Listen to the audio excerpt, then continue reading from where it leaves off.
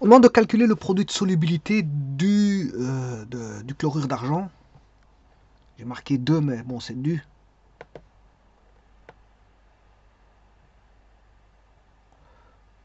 Alors, ça, c'est la substance, où il faut calculer le produit de solubilité du chlorure d'argent.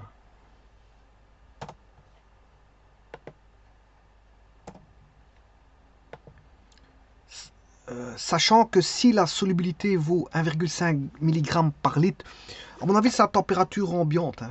Bon, ouais, c'est température, à une température donnée. À mon avis, c'est à une température ambiante. Le produit de solubilité, bon, ils sont donnés à différentes températures, mais généralement, la prise du produit de solubilité, elle est prise à température ordinaire. Dans les conditions de laboratoire, voilà, 25 degrés, voilà, etc. Alors, de quoi s'agit-il? Bien, on va voir ça tout de suite. Tout d'abord, on va prendre un bécher.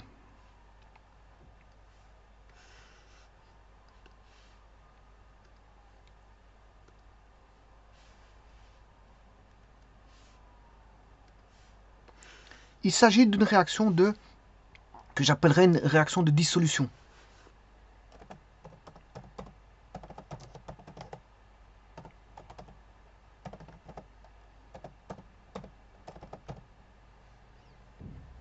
Alors, pour faire une réaction de dissolution, d'abord, je vais mettre une quantité d'eau, de l'eau pure, de l'eau distillée.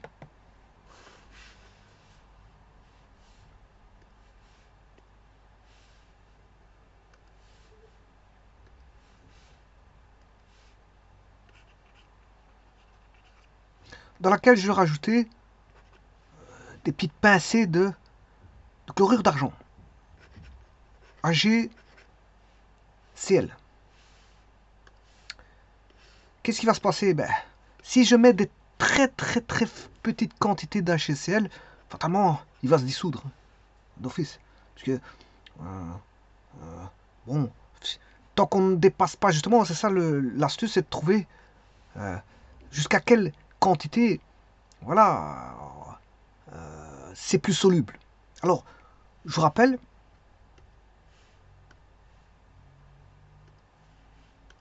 ici j'ai mis une gamme, voilà, soluble, c'est quand la solubilité est supérieure à 10 grammes par litre.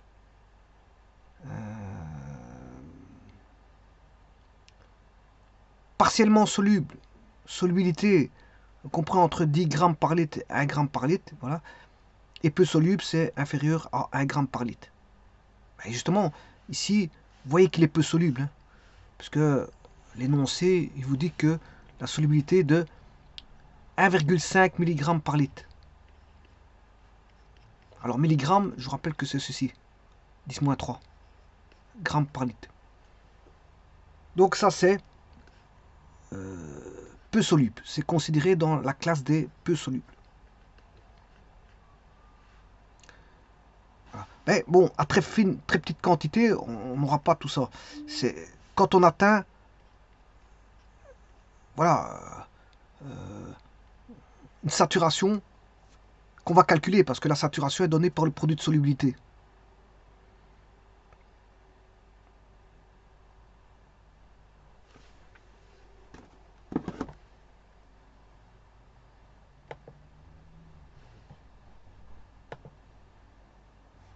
Donc à très petite quantité, c'est normal qu'en dessous, en dessous de ça, c'est soluble. Hein. Mais on atteint une limite. Donc on va écrire la GCl va se décomposer en... il va se dissoudre. Donc on a un équilibre entre l'état solide et l'état dissous. Celui-ci va complètement se dissocier en Ag plus Cl-. Je parle complètement, c'est le dissous. Hein. C'est le dissous qui va se dissocier parce que bon, le restant il va rester solide. Voilà. Donc ce qui est dissous va complètement se dissocier. Et pour donner le fameux Kc, la constante d'équilibre, alors on a une phase solide, hein, vous voyez tout de suite. On a une phase solide ici. Donc la constante d'équilibre, c'est la concentration en Ag+, fois la concentration en Cl-. Le tout sur la concentration en AgCl solide. Mais attention, celui-ci est constant, ce qui veut dire qu'on aura, je peux calculer le Ks, puisque le Kc fois la concentration en AgCl solide, là il est constant, est égal à la concentration en Ag+, fois la concentration en Cl-. Donc ceci c'est le produit de solubilité, le Ks, qui est égal à la concentration en Ag+, fois la concentration en Cl-, qui est une constante. Hein. Alors, l'argent... Alors, quelle substance a-t-on ici? Ben, c'est du chlorure, parce que c'est le chlorure d'argent.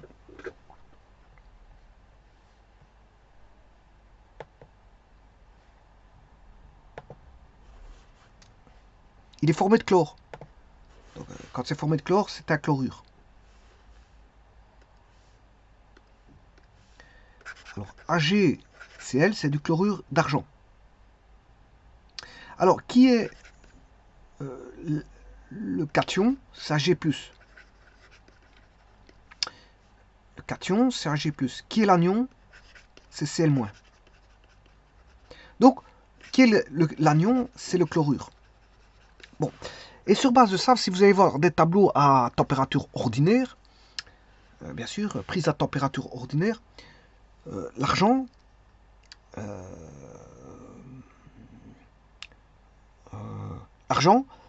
avec les acétates, il est partiellement soluble.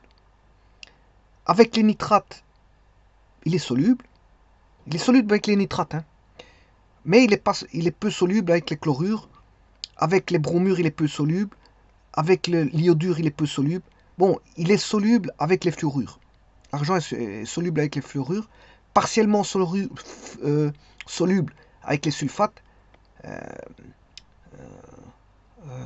Peu soluble avec les sulfites, peu soluble avec les sulfures, peu soluble avec les carbonates, peu soluble avec les phosphates, peu soluble avec les chromates, peu soluble avec les oxalates.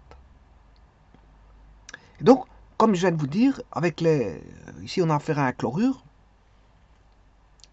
mais il est peu soluble avec les chlorures. L'argent est peu soluble avec les chlorures. Donc, il est considéré à température ordinaire, avec les chlorures bien sûr, peu soluble. Et d'ailleurs, là, la test, la solubilité, comme je vous l'ai dit, elle est de, je ne sais plus où est-ce qu'il est l'énoncé, là, il est de 1,5 g, 1,5 fois 10 exposants, 1,5 mg par litre. Hein. Bon, ce qui est inférieur à 1 g par litre, ce qui veut dire que c'est peu soluble, on le savait déjà.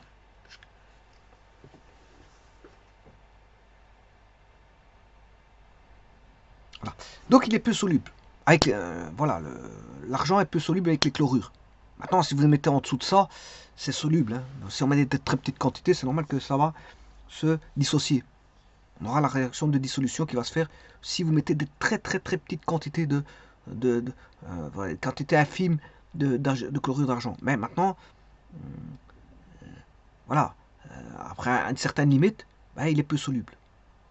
Et donc, grâce à ça, sa limite elle est là, c'est la solubilité, je vais calculer le produit de solubilité.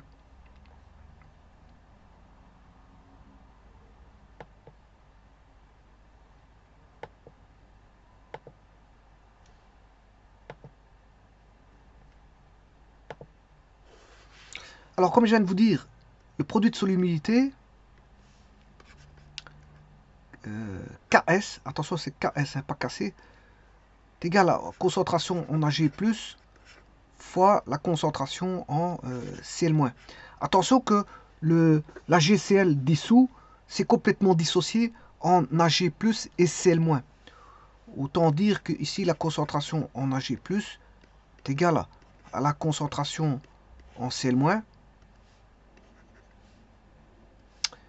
est égale à la quantité de 1, je sais plus combien, 1,5 mg.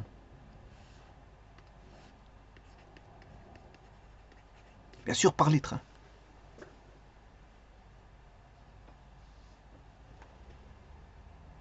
Alors maintenant, il faut que je cherche, parce que le tout c'est de trouver le nombre d'ions grammes par litre, parce qu'il s'agit d'ions ici. Hein.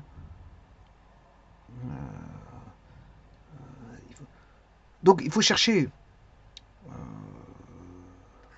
la GCL, combien il vaut en masse, point moléculaire de la GCL. Et là, je vais calculer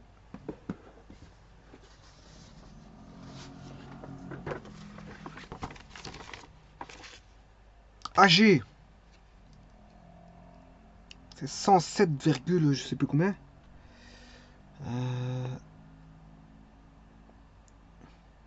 86, 82.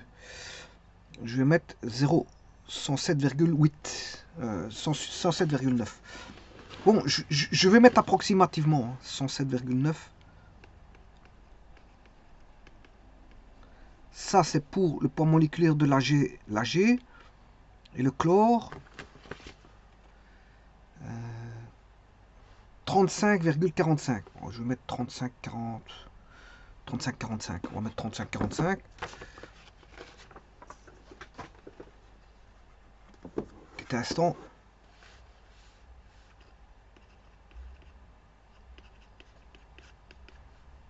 Bon, c'est environ.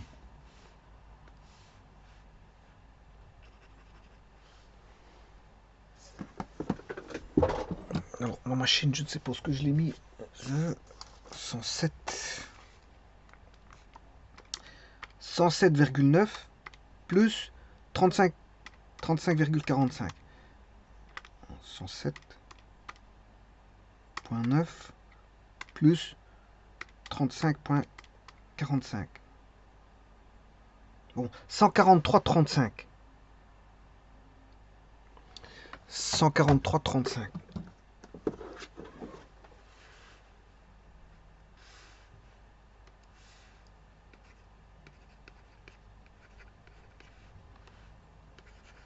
Grammes par mole. Bon, ici, les entités, c'est des ions, c'est ça le problème. C'est 1,5 fois 10 moins 3 grammes par litre.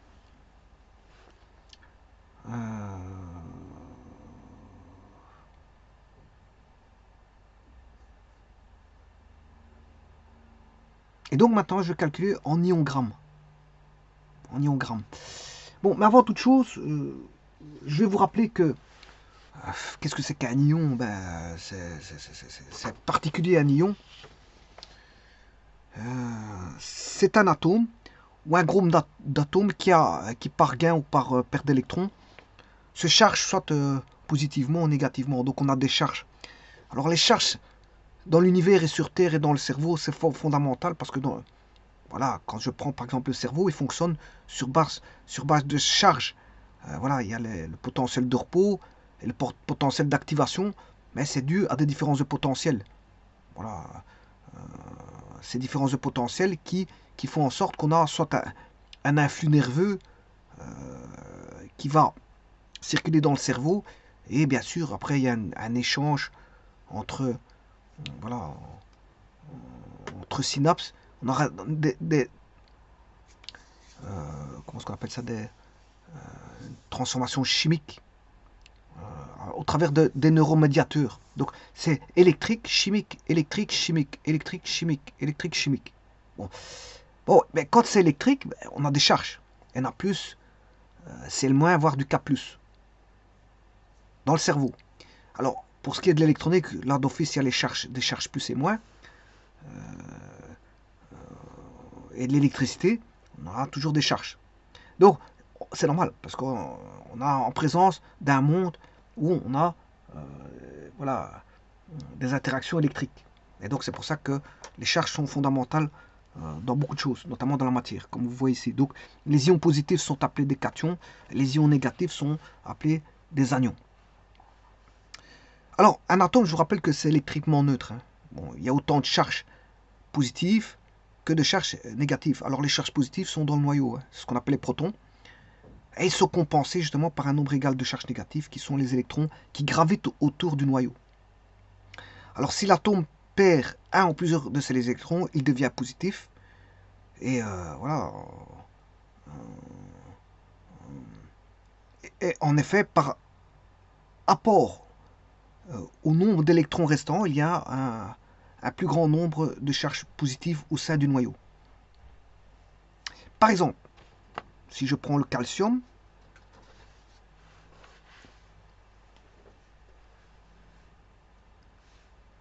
le Ca va donner du Ca2+, plus 2 électrons.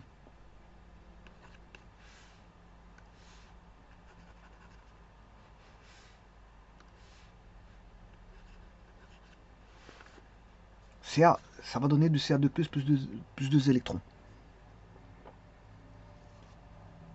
Donc on a des électrons, voilà, que, il est devenu plus parce qu'il a perdu des électrons.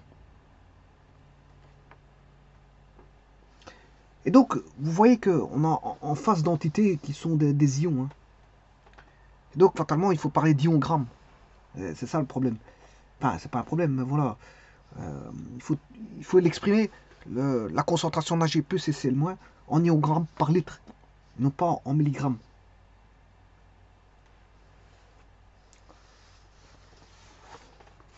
Alors, je vous rappelle que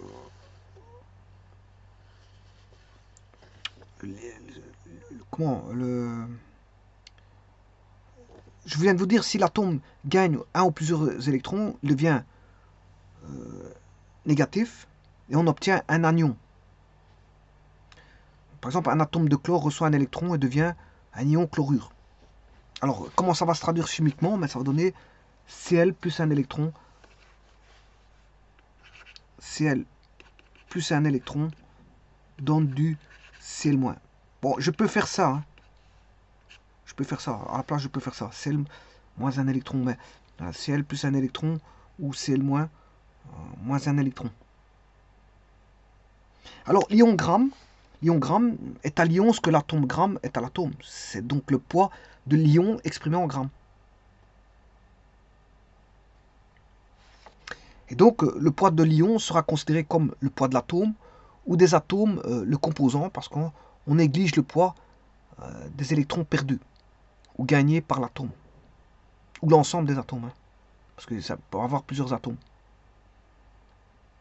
Par exemple, si je prends l'ion gramme du Cl-, ben, je vais vous dire qu'il valait 35,5 grammes d'ion chlorure.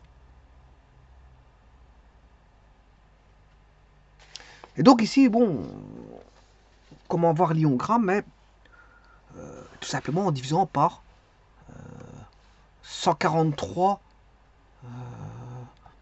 1,5. Donc ça c'est une mole.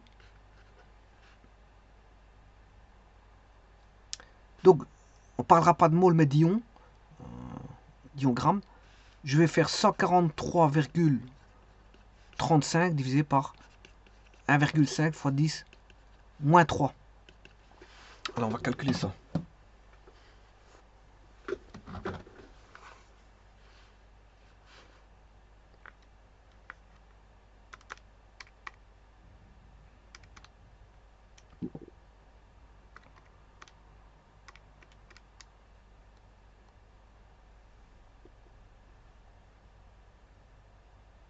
Non, c'est le contraire. C'est le contraire que je dois faire, c'est 1,5. Parce que j'ai obtenu un grand nombre.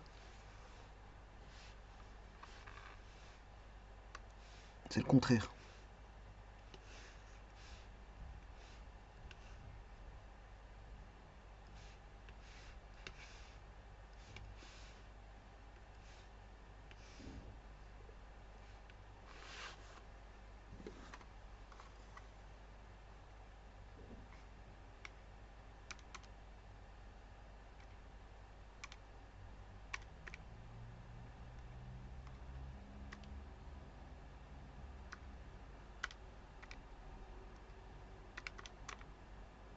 Voilà. Bon, ça fait environ, hein. On va mettre environ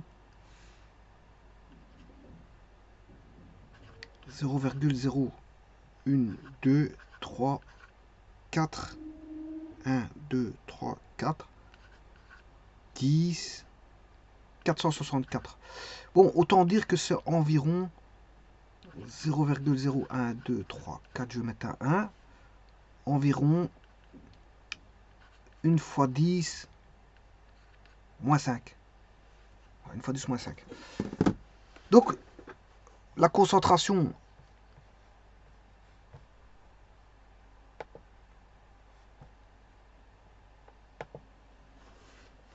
en Ag+, est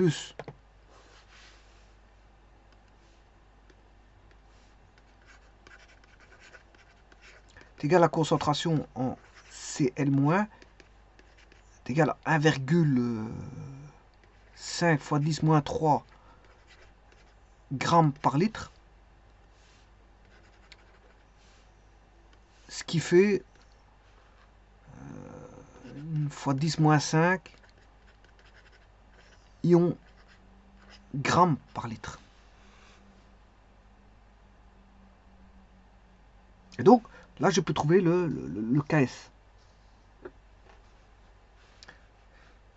Le KS voudra la concentration en Ag+ fois la concentration en Cl-. Donc là, c'est 10 moins 5.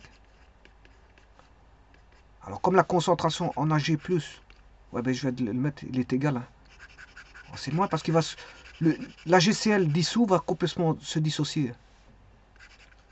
L'AgCl dissous va complètement se dissocier en Ag+ et Cl- pour obtenir ceci, ce qui fait de 10 moins 10.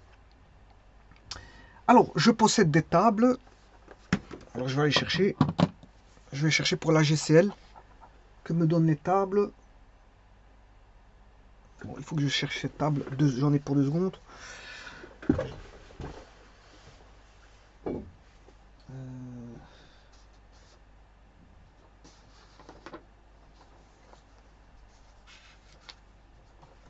Voilà, j'ai trouvé. Bon, que me dit les tables sur l'AgCl? C'est des tables qui viennent. Bon, j'ai un tableau. Je possède un tableau sur les produits de solubilité. Je vais chercher l'AgCl à température ordinaire. Ils disent qu'il vaut 1,2 fois 10 moins 10. Donc ça. Bon, ça vient des tables. Hein, ce que je vous ai dit comme. Donc, je note l'AgCl. La substance, c'est l'AgCl. Alors, son produit de solubilité, c'est Ag plus fois Cl-, qui est égal à 2 fois 10 moins 10.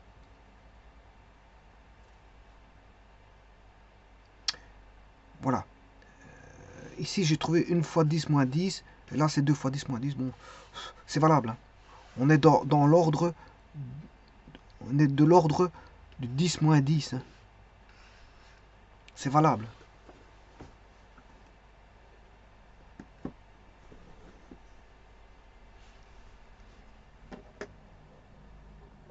Donc, vous voyez qu'il faut repasser par les ions grammes. Voilà, vous avez une masse en grammes, il faut repasser par les ions grammes. Bien sûr, ions grammes par litre, parce que c'est des concentrations sur base d'un litre.